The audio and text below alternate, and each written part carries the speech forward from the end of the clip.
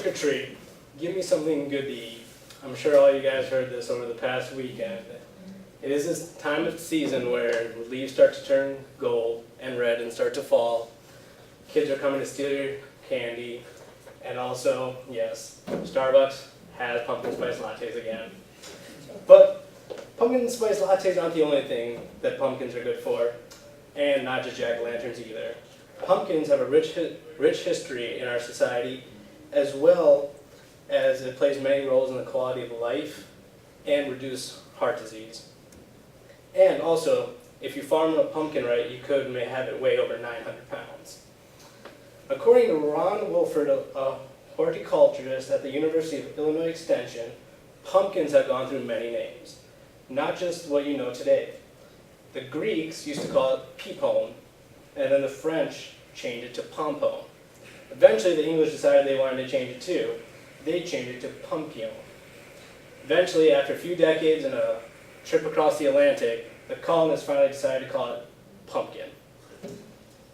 Even though today we know as pumpkins, a lot of us associate pumpkins with jack-o'-lanterns, but originally jack-o'-lanterns weren't always made out of pumpkins. They were actually turnips or potatoes from the Irish. But where did jack-o'-lanterns even come from? That myth came from came from Ireland about Stingy Jack and the devil. Apparently, Stingy Jack tricked the devil into paying for his drink and also for not stealing his soul after he dies. Stingy Jack did this a few times to the devil, and once Jack's head finally got cut off, God would not allow him to go into heaven.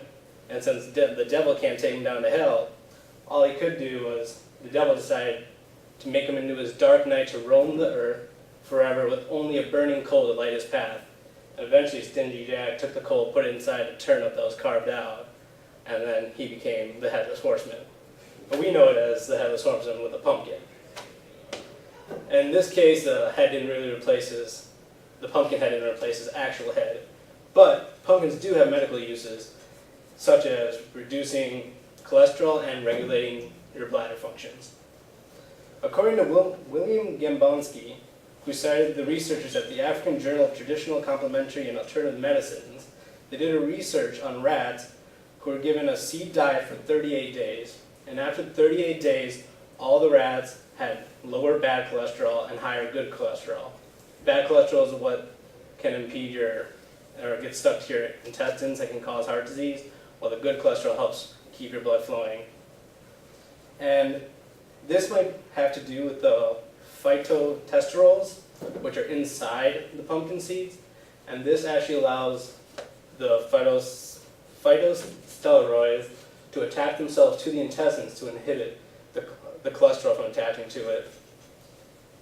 And also a study from the Japanese Journal of Medicine and Pharmaceutical Science, it has shown that in rats, given pumpkin seed extract, it actually shows that there's better bladder function as well as urinating less frequency. This test was replicated in humans as well for men aged over 45 for 2 weeks. Similar results happened. So they finally discussed that pumpkin seed extract and pumpkin seeds can actually help better induce your life equality and prevent heart disease. Now that's what pumpkin seeds do in the body. But let's see what happens when you plant pumpkin seeds in the ground. According to the Oregon State University Extension Service, you can actually plant a pumpkin seed that can grow over 900 pounds. The first thing you want to do, if you want a pumpkin that big, is by using Dill's Atlantic Giant breed. That pumpkin has been estimated to have, the biggest estimated pumpkin was 990 pounds.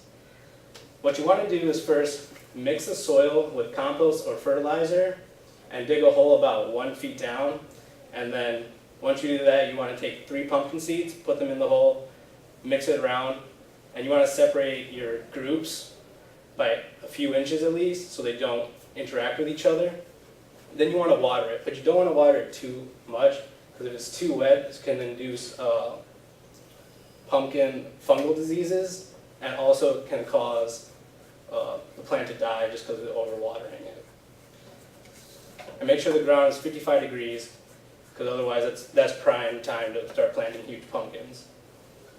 And once the leaves start to sprout, there'll be 3 leaves, you want to pull those leaves out and leave only 3 pumpkin groups left. And those will be your main groups.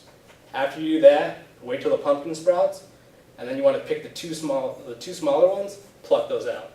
This makes it so there's only one pumpkin getting all the nutrients, and this will allow for its maximum growth. And you want to make sure you rotate your pumpkin weekly, because I didn't do that for the pumpkin I grew this summer, and there's just a flat side on the bag, and it's not entirely round. And yeah. You want to make sure to be careful of insects in cold weather too.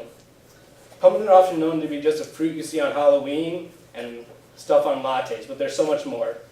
These fruits have a spooky history.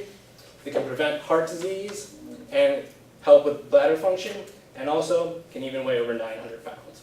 Now that is a pumpkin.